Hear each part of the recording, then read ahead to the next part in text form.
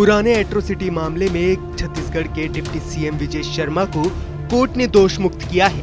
इसके बाद कोर्ट परिसर में विजय शर्मा ने कहा कि आम गरीब लोगों का राशन कार्ड नहीं बन रहा था। ऐसे में लोगों के लिए एक जनप्रतिनिधि की हैसियत से किसी ऑफिस में जाना और अधिकारियों से बात करना तत्कालीन भूपेश सरकार में अपराध हो गया था।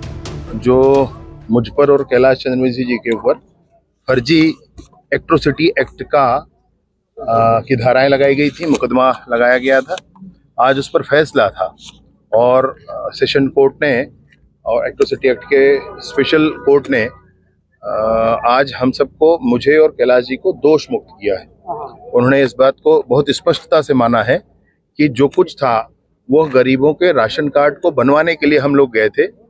जब पहले उनके द्वारा सूचना दी गई थी पुलिस में, तब उसमें किसी प्रकार के जातिगत विषय को नहीं उठाया गया था। एक महीने बाद फिर से उनको दबाव पूर्वक अलग से आवेदन दिलवाया गया है इन सारे विषयों को लेकर के, और विभिन्न जो वकील साहब लोग ज़्यादा अच्छे से समझेंगे इस विषय को।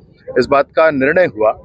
मैं भारत की न्याय परंपरा, भारत के न्यायपालिका के प्रति पुनः अपनी श्रद्धा व्यक्त करता हूं और हम सबको, मुझे और कैलाश जी को दोष मुक्त किया गया है। इसमें हमारे ऊपर जो आरोप लगाया गया था, ये कहा गया था कि इस तरह की बातें हम लोगों ने की, जबकि जीवन में कभी समाज विशेष पर कोई टिप्पणी करने का प्रश्न ही नहीं उठता है।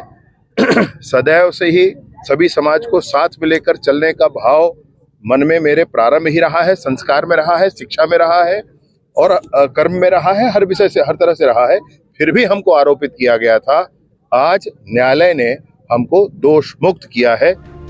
दरअसल साल 2021 में तत्कालीन खाद्य अधिकारी ने विजय शर्मा और कैलाश चंद्रवंशी के खिलाफ जाति सूचक गाली देने का आरोप लगाकर दोनों के खिलाफ मामला दर्ज करवाया था।